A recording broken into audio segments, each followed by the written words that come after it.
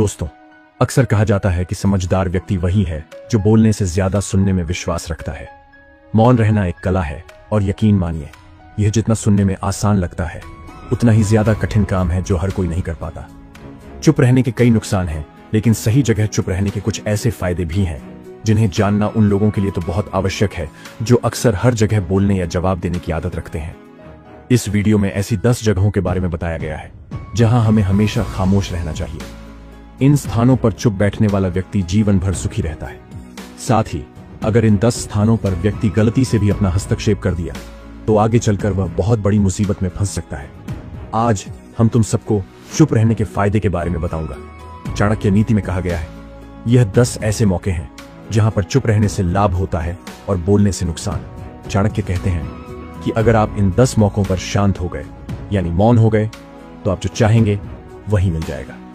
जिंदगी में चमत्कारिक बदलाव शुरू हो जाएंगे। चाणक्य कहते हैं कि पहला ऐसा मौका जहां व्यक्ति को चुप रहना चाहिए। जहां आपके पास तथ्य ना हो तो वहां चुप रहने में ही भलाई है। चुप बैठने से दिमाग में नई कोशिकाओं का निर्माण होता है और इससे ज्ञान की वृद्धि होती है। बोलने में भलाई वही है जहां आपको किसी चीज के बारे में पूरा ज्ञान हो। अगर आप बिना तथ्य के कहीं बोलते हैं या फिर बेवजह बोलते हैं तो आपका वहां मजाक भी बन सकता है। अगर आपके पास पर्याप्त जानकारी नहीं है, ऐसी जगह पर बोलने से आपका मजाक तो बनेगा ही साथ लोगों का भरोसा भी आपसे उठने लगेगा। इसलिए ऐसी जगह शांत ही रहो जहां तुम्हें पता ना हो क्या बोलना है क्या नहीं। कई बार कुछ लोग ऐसे होते हैं जो हर जगह अपनी उपस्थिति बताने लगते हैं। उन्हें पता नहीं होता है कि क्या हमें बोलना है, लेकिन फिर भी बोलते जाते हैं और फिर बाद में दूसरे लोग उनके जाने के बाद उनका मजाक भी उड़ाते हैं। इसलिए जब तक आपको उस तथ्य के बारे में अच्छा ज्ञान नहीं है, उसके बारे में पता नहीं है, तो वहां चुप रहना ही ज्यादा समझदारी है। दूसरा, जहां आपके शब्दों से किसी को पहुंचे ठेस। चाणक्य नीति ने कहा, दूसरा ऐसा मौका जहां व्यक्ति को चुप रहना चाहिए। जहां आपके शब्द किसी को मानसिक ठेस पहुंचा रहे हैं तो वहां चुप हो जाना चाहिए। कमजोर व्यक्ति के बारे में कुछ भी बोलकर आप महान नहीं बन सकते हैं। महान आप किसी का साथ देने में बनेंगे। कई बार होता है कि कुछ लोग अपने से छोटे व्यक्ति को भला बुरा कहते रहते हैं। सामने वाला इंसान कद से तो आपसे छोटा है, आपको कुछ नहीं बोलेगा, लेकिन आप उसकी नजरों में गिरते चले जाएंगे। हो सकता है कि कल वह भी आपसे पद में बड़ा हो जाए। पद में जब वह आपसे बड़ा हो जाएगा तो आज जो रवैया आपका उसके साथ है, आने वाले समय में वह भी आपके साथ वही करेगा। आप किसी को नीचा दिखाकर बड़ा नहीं बन सकते हैं। बड़ा बनना है तो अपने से छोटे का भी इज्जत करना सीखें और साथ ही साथ बड़े लोगों का भी सम्मान करना सीखें। लोगों को लगता है कि अगर वह अकड़ कर बोलेंगे और सामने वाले को नीचा गिराने की कोशिश करेंगे तो वह बड़े बन जाएंगे। तो यह उन सबकी भूल है।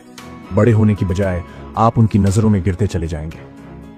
इसलिए जब भी बोलना, आदर भाव से बोलना, ताकि तुम्हारी बात लोगों को अच्छी लगे। बोलने में भाई, बहन, माता पिता, मित्र इत्यादि संबोधन शब्दों का इस्तेमाल जरूर करना।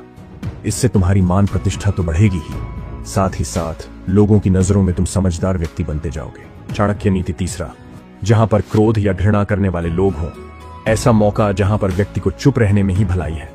जब कोई अपना या सगा संबंधी आप पर क्रोध कर रहा हो, आपका अपमान कर रहा हो, तो आपको उस वक्त चुप रहना चाहिए ताकि सामने वाले का गुब्बारा पूरी तरह से फट जाए। आप यदि सही हैं तो उससे कतई माफी न मांगे और चुप रहकर ही सही समय का इंतजार करें। वह खुद ही आपसे माफी मांग लेगा जब उसे अपनी गलती का एहसास हो जाएगा। अगर आपका कोई सगा संबंधी आप पर क्रोध कर रहा हो और आप उस समय शांत, तो यह आदर सम्मान देने की निशानी होती है। इससे ना कोई छोटा होता है और ना ही बड़ा। अगर आपको क्रोध आ रहा है तो आप या तो वहां से किसी का अनादर किए बिना चले जाएं या फिर चुप रहें। क्रोध करने से आपके रिश्ते खराब होंगे। क्रोध करने से हमेशा क्रोध करने वाले व्यक्ति का ही बुरा होता है। आचार्य चाणक्य कहते हैं कि एक बार की बात है, एक सांप जंगल से भागते हुए एक राजा के अस्त्र घर में पहुंच गया। लोगों ने छेड़खानी की तो वह बहुत ही गुस्सा हो गया, जिससे वह अस्त्र घर में पड़ी हुई तलवार को लपेट कर कसने लगा और धीरे धीरे उसका पूरा शरीर कट गया। गुस्सा उसे खा गया। ठीक उसी प्रकार हमारा गुस्सा भी हमारे शरीर को तलवार की भांति काटता रहता है। गुस्सा ध्यान से खत्म होता है। प्रतिदिन अगर आप ध्यान की मुद्रा में बैठते हैं तो आपका गुस्सा आपके नियंत्रण में रहेगा। आचार्य चाणक्य आगे कहते हैं कि एक तो यह तरीका है कि आप प्रतिदिन ध्यान का अभ्यास करें। इससे जो आपके शरीर में हार्मोन्स गुस्से को बढ़ावा देते हैं वह तुम्हारे नियंत्रण में रहेंगे, जिससे तुम्हारा शरीर गुस्से पर आसानी से काबू पा लेगा। और एक तरीका यह भी है कि जब भी आपको गुस्सा आए तो आप यह समझने का प्रयास करो कि क्या मेरा गुस्सा जायज है या नहीं, हमें वहां पर बोलना चाहिए कि नहीं। जब आप खुद इस बात का आकलन लगा पाएंगे तो आपको खुद पता चल जाएगा कि हमें गुस्सा करना चाहिए या नहीं। फिर भी आपको गुस्सा आ रहा है तो आप वहां से हटने का प्रयास करें, वहां से दूर चले जाएं। धीरे धीरे समय के साथ आपका दिमाग शांत हो जाएगा। चाणक्य की चौथी बात, जहां पर मुद्दे से आपका कोई संबंध ना हो।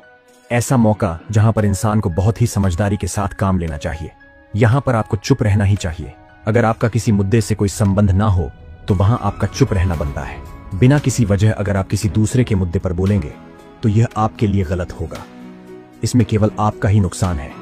आप किसी दो लोगों के बीच हो रहे विवाद में जल्दी अपनी टांग ना अड़ाएं। अगर सामने वाला आपको बुला रहा है अपना झगड़ा शांत करवाने के लिए तो ही आप वहां पर जाएं। किसी के व्यक्तिगत जिंदगी में दखल अंदाजी नहीं देनी चाहिए जब तक कि वह व्यक्ति अपने झगड़े को शांत करवाने के लिए आपको नहीं बुलाता है। कुछ लोग फालतू में दूसरे के विवाद में कूद पड़ते हैं। इससे उनके मान सम्मान मर्यादा पर लोग उंगली उठाने लगते हैं। पांचवा, जहां आपके शब्दों से किसी मित्र को हानि पहुंचे। आचार्य चाणक्य कहते हैं कि पांचवा ऐसा मौका जहां पर व्यक्ति को बहुत ही समझदारी के साथ चुप रहना चाहिए। अगर आपके शब्द सामने वाले के परिवार या मित्रों के प्रतिष्ठा के बारे में बुरी झलक दिखा रहे हैं तो वहां आपको चुप रहना चाहिए। किसी के परिवार या फिर मित्र के बारे में बुरा बोलने से केवल आप ही बुरा बनेंगे। जो चीज आसानी से खत्म की जा सकती है उसे अपने शब्दों से बड़ा ना करें। बिना चिल्लाए बात करने का प्रयास करते रहना चाहिए। किसी पर चिल्लाने से आपके व्यवहार के बारे में पता चलता है। ज्यादा बोलने से चीजें हमेशा खराब ही होती हैं। कई बार कुछ रिश्ते ज्यादा तेज बोलने के कारण टूट जाते हैं। इसलिए अपनी आवाज में मीठा बनाएं। आपके शब्दों से आपके मित्रों को हानि नहीं पहुंच चाहिए। कभी कभी दोस्तों के साथ जब हम मजाक करते हैं तो ध्यान रहे आपके शब्दों से किसी का अनादर ना हो। मजाक को भी हमेशा शब्दों के मायने में ही रखें। जहां किसी को शब्दों से चोट लगे वहां चुप हो जाएं। ज्यादा बोलने से हमेशा नुकसान ही होता है। किसी और की प्रतिष्ठा को अपने शब्दों के माध्यम से हानि नहीं पहुंचानी चाहिए। यदि आपके शब्दों से किसी और की प्रतिष्ठा को ठेस पहुंच रही है तो वहां आपको चुप हो जाना चाहिए। छठा, जहां कोई कर रहा हो किसी की बुराई। चाणक्य नीति कहते हैं कि छठा मौका जहां व्यक्ति को चुप रहना चाहिए। जब कोई आदमी आपके सामने किसी तीसरे आदमी की बुराई कर रहा हो तब तुम्हें चुप रहकर बस सुनना चाहिए। अपनी राय व्यक्त नहीं करना चाहिए, क्योंकि जो आज आपके सामने किसी तीसरे की बुराई कर रहा है वह कल किसी और के सामने आपकी भी बुराई कर सकता है। यदि आपने कुछ कहा है तो नीति शास्त्र के अनुसार जो अपने मुंह को बंद रखता है और बुद्धि से काम करता है वही इंसान समझदार होता है।